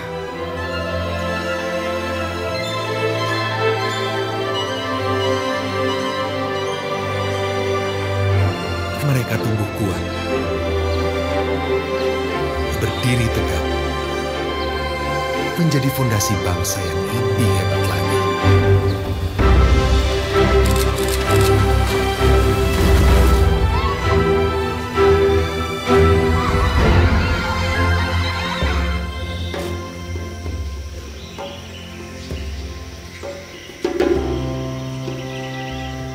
Dengan bakti,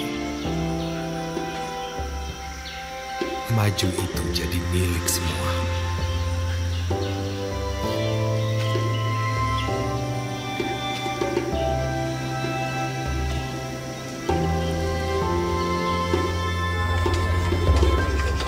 Semakin banyak yang saling rangkul,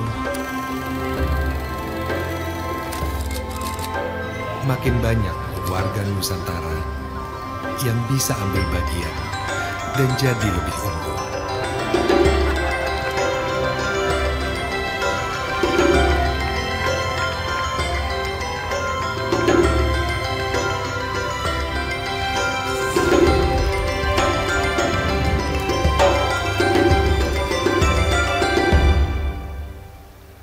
Dan melalui bakti, kita bisa sama-sama berusaha untuk merawat dan menciptakan lingkungan yang nyaman untuk semua. Demi kehidupan kita dan generasi yang akan datang. Karena yang hidup di tanah air ini bukan cuma kita sendiri. Memeliharanya bersama membuat kehidupan ini jadi lebih menyenangkan.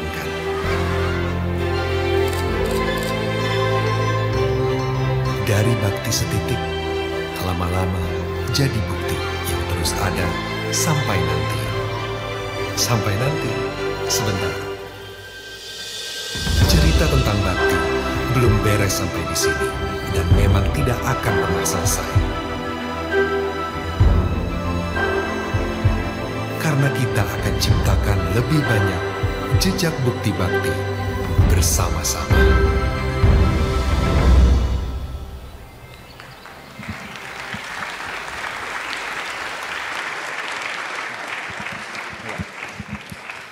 Oke, kita buka pertanyaan ya. Jadi mungkin kita ada di sini ada hadiah. Ini udah selain belajar dari Pak Hendra, kita juga akan nanti yang bertanya akan ada rewardnya nih. Flash BCA edisi khusus HUT ke-67 ya. Dan mungkin juga saya nggak tahu apakah nanti pertanyaan terbaik dapat 1 lot saham BCA gitu. Ini saya sambil ngajuin proposal buat Pak Hendra dan banyak pimpinan BCA di sini mungkin ya. Oke, kita ada 3 ini cluster. Flashnya bukan door prize ya? Soalnya ini nanya banyak sekali nih. Kesian nih nggak dapat. Harus dihitung ekonomisnya, Pak. Ada berapa nih? Iya, nanti kita batasi mungkin, Pak ya. Iya, nanti kita. Soalnya kesian banyak sekali. Oke. Nanti kita pikirkan. Nanti kita pikirkan. Mungkin kita pilih nanti yang terbaik, Pak ya. Jadi ada 3 klaster, ada yang offline di sini, ada yang online di Jatinangor, dan ada yang YouTube. Mungkin karena perlu sentuhan manusia juga, Pak ya, kita utamakan yang offline. Kita pilih yang 3. Yang pertama mungkin saya ingin mencari yang pakai baju biru. Ini bukan orang BCA tapi ya. Mbaknya ya yang pertama. Satu harus ada extra mile yang dilakukan ya. Saya memilih dari antara banyak ini. Oh, yang loncat tadi yang merah, ya loncat. Good. Tapi bukan anggota parpol tertentu bukan ya. Oke, sama yang baju putih. Jadi kita perlu extra mile di antara sekian banyak kompetitor ya, harus melakukan extra mile. Jadi 3 orang nanti bertanya. Setelah itu nanti kita akan lanjut buat yang Jatinangor dan yang YouTube ya. Oke, silakan. Tadi yang mbaknya pakai baju biru sama yang pakai baju merah dan tadi yang putih. Ya, ini merah putih. Oke, good. Silakan. Apa perlu mic atau bisa yang pakai ini hijab? Hijab, Mbak. Iya. Oh, bisa maju ya. Sebelumnya terima kasih atas kesempatan yang telah diberikan. Perkenalkan, nama saya Salsa Zarani, jurusan Manajemen Rekayasa Angkatan 2022, Fakultas Teknologi Industri. Saya ingin bertanya kepada Pak Hendra Lembong, seperti yang dijelaskan tadi bahwa mengoptimasi user experience itu sudah sangat penting dalam mengembangkan atau membangun usaha ya Pak. Terus tadi juga ada tantangan dari BCA sendiri yaitu market segmentation, di mana untuk usia yang lebih tua lebih menyukai user interface dari BCA Mobile, sedangkan untuk yang usia kalangan lebih muda lebih menyukai My BCA. Nah, saya ingin bertanya, apakah untuk mengembangkan suatu usaha yang lebih holistik, mencapai market segmentation yang lebih luas, memang memerlukan fitur yang berbeda atau ada suatu usaha atau upaya atau strategi di mana kita bisa mengembangkan satu aplikasi tapi bisa menjangkau semua market segmentation tersebut, Pak? untuk meminimasi cost itu. Terima kasih. Oke, terima kasih. Kita mau 3 pertanyaan atau satu-satu? Langsung 3 pertanyaan dulu kali Pak ya? Oke, ya. Silakan yang baju merah dulu, baju merah baru baju putih. Ini matematika. Yes. Tes. Perkenalkan Pak, nama saya Metioser Pangabean dari jurusan Matematika, NIM 101222013. Sebenarnya saya ada satu pertanyaan dan satu keluhan sih Pak, jadi mungkin keluhan dulu ya Pak. Sekalian mumpung ketemu bos langsung. Saya pengguna Blue udah hampir 2 tahun ya Pak. Mungkin keluhan saya yang pertama, saya ingin bertanya kenapa kalau kita transfer ke nasabah BCA lain, maksudnya nasabah BCA lain mau transfer ke kita, pilihannya tuh harus BCA digital. Kenapa enggak digabung jadi satu aja BCA? Karena beberapa teman saya jadi males transfer ke saya karena harus milih BCA digital. Itu pertama. Yang kedua, pendapatan berkurang ya Mas kalau transfer berkurang. Siapa tahu bisa diubah kan, saya jadi lebih nyaman ya. Yang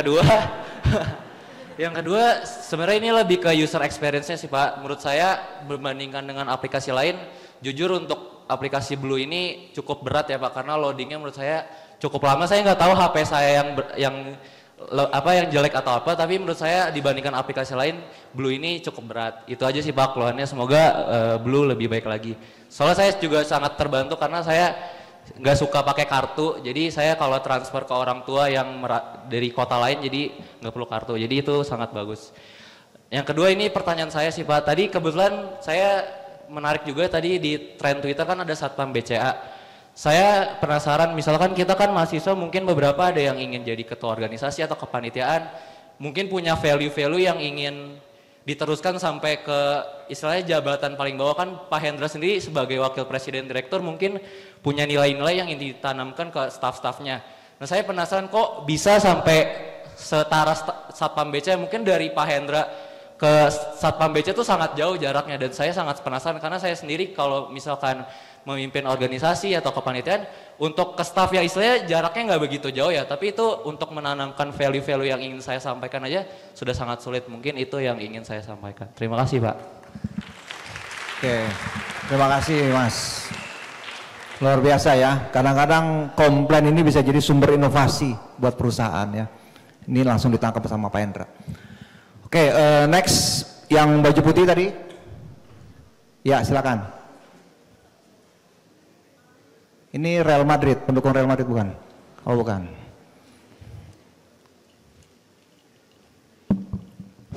Tes 1, 2. Baik, Assalamualaikum warahmatullahi wabarakatuh.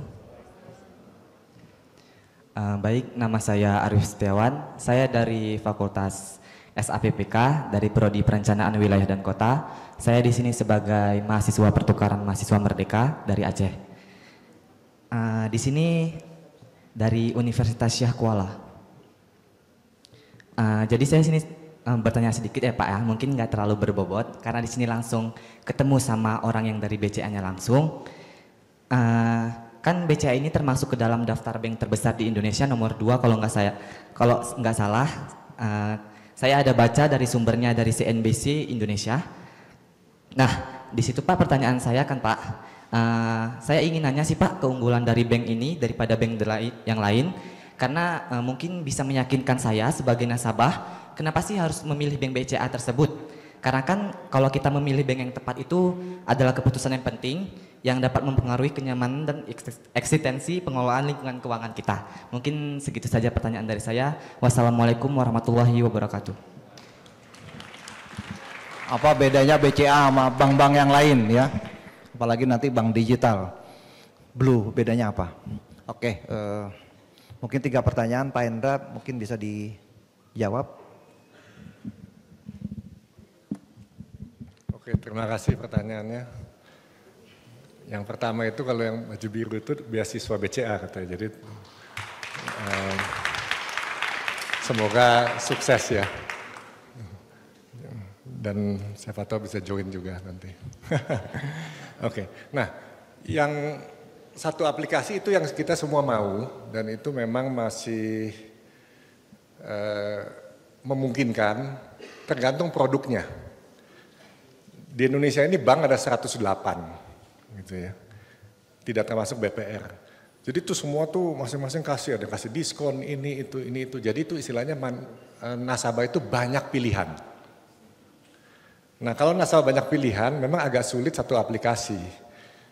Kalau misalnya aplikasinya itu misalnya aplikasi dapat subsidi Pertalite, Pertamina. Itu yang cuma bisa kasih kan Pertamina, tidak ada saingan. Dia satu aplikasi aja. Yang suka pakai, yang nggak suka tetap harus pakai. Karena tidak ada pilihan.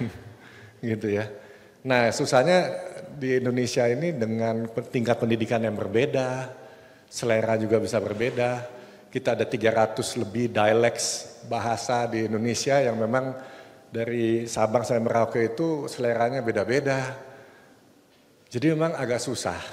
Tentu mungkin, tapi biasanya posisinya agak-agak monopoli begitu gitu kan. Tapi kalau kita paksain semuanya satu aplikasi semua senang nggak mungkin lah kayaknya gitu ya. Tapi memang mahal dua aplikasi, makanya yang punya lebih dari satu itu cuma kita. Ya memang setengah mati memang, tapi ya sudahlah kita rasa itu masih yang terbaik. Yang lain satu aplikasi, makanya kan kalau kita ngomong satu ruangan ini nggak semuanya satu banknya sama, banknya beda-beda karena seleranya beda-beda. Nah kita coba dengan konsep restoran Padang ini mudah-mudahan salah satu deh antara BCA Mobile, My BCA atau Blue mestinya kalian ada yang suka lah satu dari tiga itu. Gitu ya, mungkin kira-kira jawabannya seperti itu. Tentu memungkinkan dan mungkin dengan teknologi Copilot dan yang lain-lain itu saya juga challenge tim IT adalah ini baru visi, teknologinya masih belum sampai. Satu aplikasi, tapi tergantung siapa yang masuk, desainnya beda. Itu namanya personalization. Aplikasinya satu. Tapi dia bisa tahu nih, yang masuk Pak Abdu, desainnya beda dengan yang masuk orang lain gitu. Tapi satu aplikasi. Nah itu secara desain masih ada isu lah. Jadi jawabannya pertama bisa kalau memang nggak banyak saingan. Yang kedua dengan teknologi yang maju suatu saat akan bisa. Karena dia sebetulnya satu aplikasi tapi bisa dipersonalize tergantung siapa yang login. Oke, yang kedua terima kasih banyak tadi atas masukannya untuk Blue, benar sekali. Tadi yang saya sampaikan Blue itu ngomong tadi user experience. Itu kan bank baru, kita start dari scratch, blank piece of paper. Focus group sama banyak orang. Focus group dikumpulin semua nih. Oh maunya ini, kita bikin semua. Begitu kita bikin semua aplikasinya berat. Ya kan? Jadi istilahnya ya apa codingnya itu ya kalau yang di teknik komputer tahu lah kalau semua fiturnya maunya dimasukin situ ya memang berat. Tapi dengan kemajuan teknologi kita lagi rewrite Blue aplikasi. Jadi tetap tidak berubah fiturnya tapi nanti jauh lebih cepat. Itulah untungnya teknologi. Yang dulunya nggak bisa mendadak jadi bisa. Saya baru waktu itu ke Huawei di Shenzhen. Di dalam kampusnya itu ada mobil self-driving. Mau sopir mahal, nggak ada sopir gitu kan. Jadi di sana pun nggak ada masalah. Dulu kita bilang di Indonesia lebih enak gitu kan. Ada supir membantu, di sana semuanya udah pakai teknologi gitu ya. Tapi kenapa kita nggak ambil? Economics. Bayar orang di Indonesia masih lebih murah daripada beli self-driving. Jadi, tapi suatu saat kan orang Indonesia gaji naik terus, jadi kita tetap teknologi harus bisa keep up ya. Gitu. Jadi memang Blue lagi kita rewrite. Nah memang ini juga kenapa kita lihatnya dari BCA ke BCA Digital bayar. Nah ini juga karena BCA itu kan nasabahnya banyak, jadi semuanya standar gitu ya. Kalau transfer ke bank lain harus bayar. Gitu. Nah ini yang BCA Digital ini kan bank terpisah sebetulnya. Bisa aja kita waive. Cuman jadinya kan nggak fair juga gitu sama yang bank lain. Itu kan kita ini juga diawasi oleh OJK. Pajak juga meminta PPN itu harus fair gitu loh. Jadi kalau bayar ke entity lain harus bayar. Kalau antara ini free nggak ada PPN kita di ini pajak juga. Jadi memang ada banyak faktor lah kenapa itu begitu. Nah tadi disampaikan Pak Donald juga ya. Kenapa nggak semuanya bank digital aja? Di Indonesia itu masih problem, ada beberapa hal. Saya kasih 2 contoh saja. Ya. Di mana kita belum bisa pure digital. Yang pertama, masih banyak area nggak bisa dapat signal. Mungkin di Bandung oke, jadi tidak bawa kartu nggak apa-apa. Tapi di beberapa daerah itu nggak dapat signal, nggak bisa pakai. Data 2 tahun lalu, signal itu berdasarkan jumlah BTS, namanya tower gitu ya. Di Indonesia itu 500.000 BTS, di China 9 juta. Jadi makanya kadang-kadang kita putus. Nah kalau nggak dapat signal bagaimana? Cuman bank digital. Harus ada kartunya. Nah itu udah jadi bukan digital. Yang kedua, kalau kita knockwood aja, seorang pemakai bank digital, misalnya teman kalian pakai bank digital, dia serangan jantung meninggal. Statementnya nggak ada, semuanya ada di handphone, ya kan? Yang pertama mesti di jailbreak dulu handphonenya nih.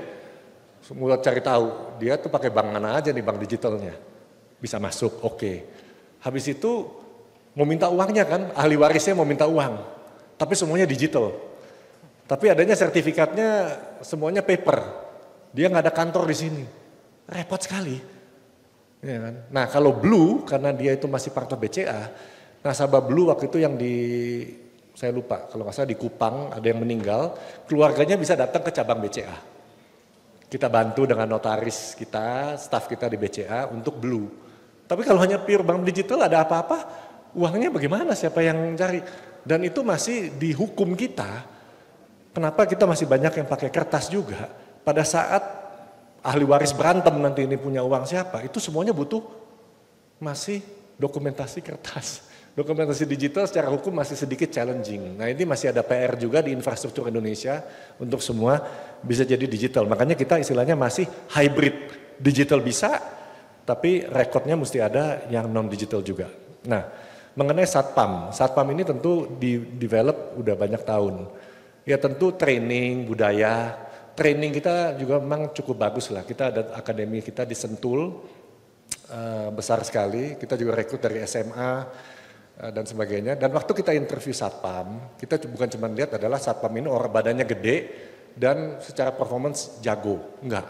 Kita itu sebetulnya tidak rekrut Satpam maupun manajemen trainee itu yang juara-juara paling pinter, itu kita enggak, Pak. Kita carinya adalah yang team player. Jadi pada saat kita interview, kita tuh ada psychotest. Psychotest ini susah, karena saya aja refer beberapa kenalan saya nggak lewat. Padahal saya tahu anaknya pinter. Karena psychotest itu melihat dia itu team player atau bukan. Kalau bukan team player itu dia mikirnya dirinya sendiri. Saya kerjaan ini saya dapat apa? Nah itu kita nggak mau. Kita suka bilang, kita perlunya super team bukan Superman. Superman pakai celana dalam di luar, salah dia. Ya kan? Kita perlu super team lah yang semuanya bisa kerja bareng gitu ya. Nah kebanyakan kita dididik itu, oh kalau di interview mesti nunjukin kita paling pinter. Nah itu kita biasanya langsung ditolak tuh di BCA. Gitu. Kita nggak mau yang pinter, kita maunya melayani pokoknya super tim lah. Nah jadi rekrutmen Satpam itu juga dia harus lulus beberapa tes kita di mana ya memang dia harus team player dan sifatnya secara passion itu dia memang suka melayani sih. Kadang-kadang kita juga khawatir. Beberapa kali bahas di direksi, ini mungkin mesti dibalance ya rekrutmen Satpamnya. Kalau semuanya melayani nanti benar-benar ada penjahat masuk, dia bisa nggak nih lawan penjahat gitu kan? Karena terlalu melayani dengan baik gitu. Jadi itu Satpam dan juga direksinya harus kasih contoh dan harus turun. Kita kalau ke cabang manapun kadang-kadang foto-foto juga dengan Satpam. Jadi Satpam juga berasa mereka bukan cuma di luar tapi part of family di dalam. Itu beberapa hal.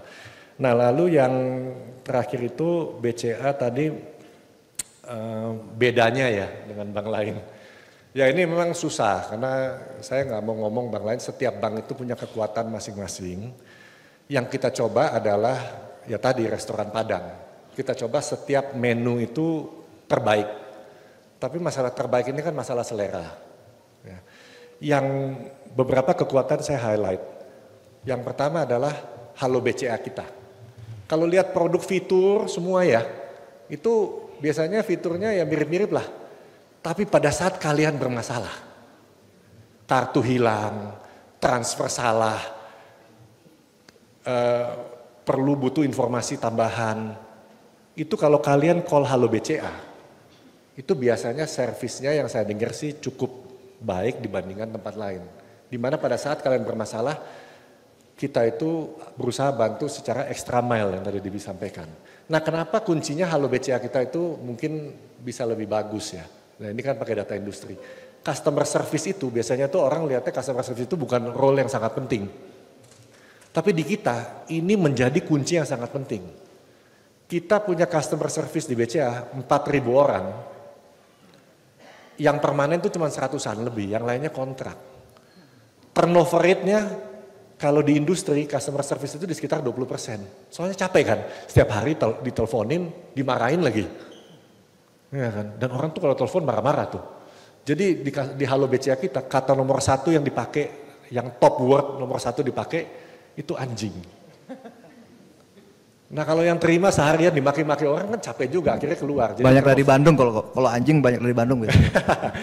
Turnovernya itu 20%. Halo BCA turnover rate-nya 1,13%. Nah itu kenapa staff kita tuh kenal nasabah kita, bisa jawab dengan baik, apa dan segala. Tapi untuk itu kita kasih budget juga, mesti invest. Jadi kalau ada pergelaran apa, tim Halo BCA punya tim nyanyi, ada tim dancing. Jadi seharian dimaki-maki, sore bisa latihan dance. Sore jadi masih inilah. Tapi sangat penting ini kita invest di customer service. Jadi biasanya menurut kalau lihat di Twitter atau apa, biasanya itu yang membedakan kita itu adalah service pada saat kalian mendapat masalah. Itu staff kita cukup membantu lah. Sisanya saya nggak berani ngomong yang lain ya, kalau nanti direkam, di-share, nanti saya diteleponin teman-teman direksi di bank lain, ini ngomong apa katanya, gitu kan, kita juga nggak begitu gitu ya. Jadi mungkin satu aja yang saya share.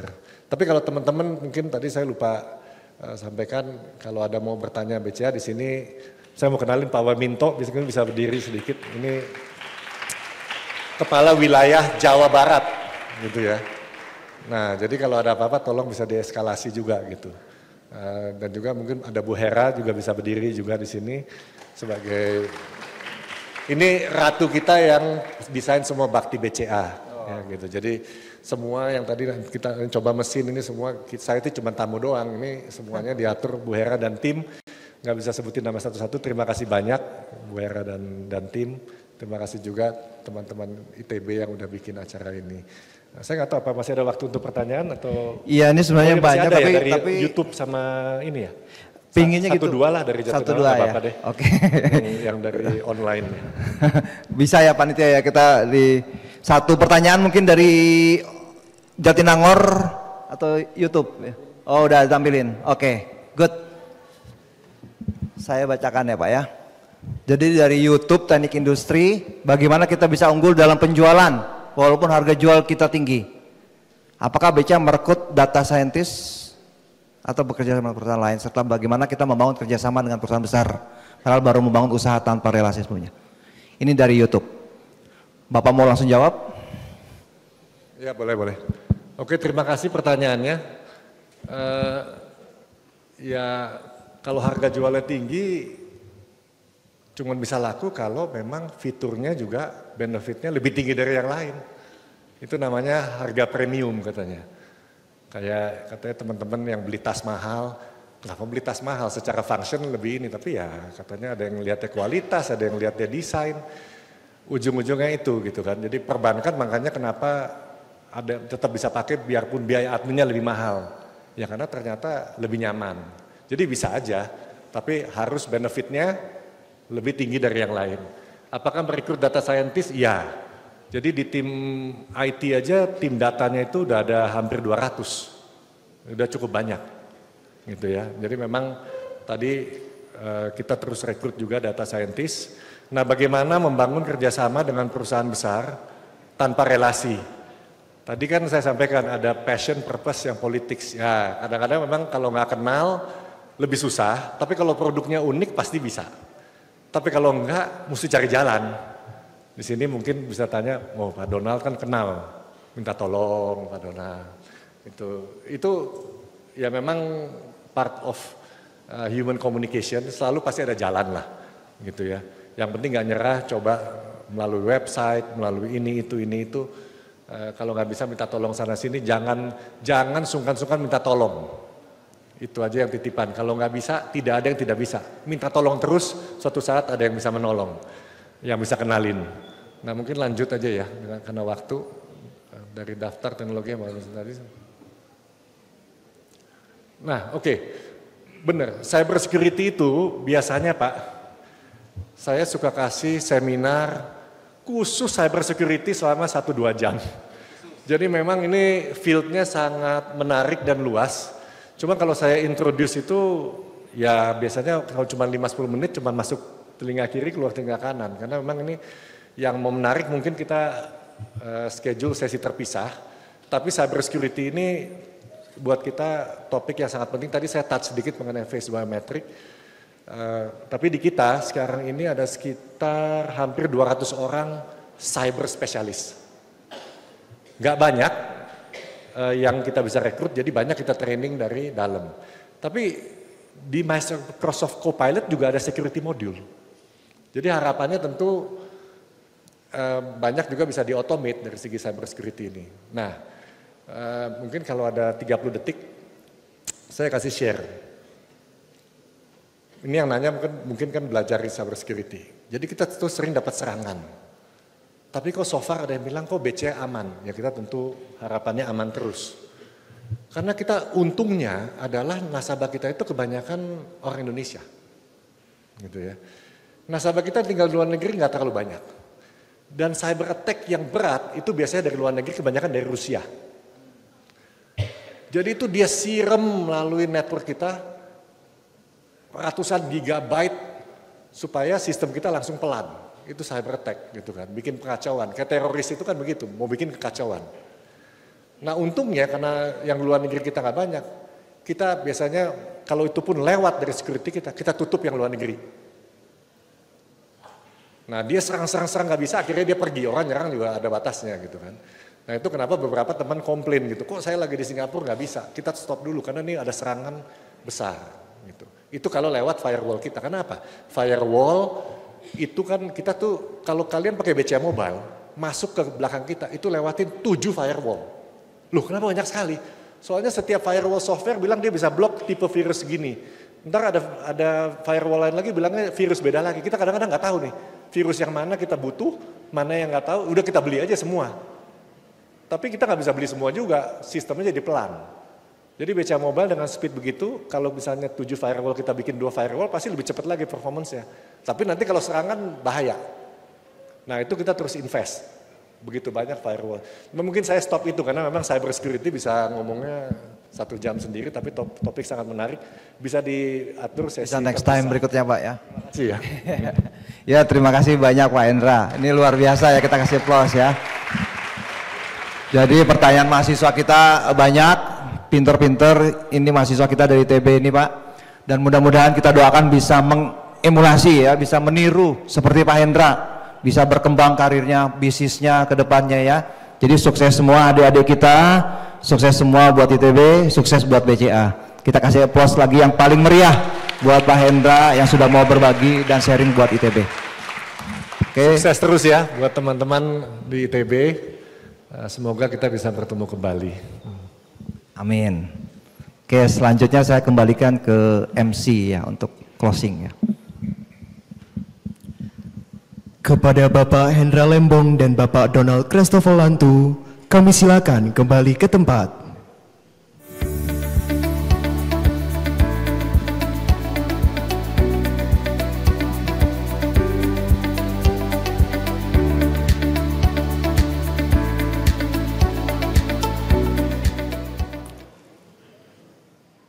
Baiklah hadirin, dengan demikian Studium Generale pada hari ini telah selesai. Terima kasih atas perhatian hadirin dalam mengikuti acara ini. Selamat siang.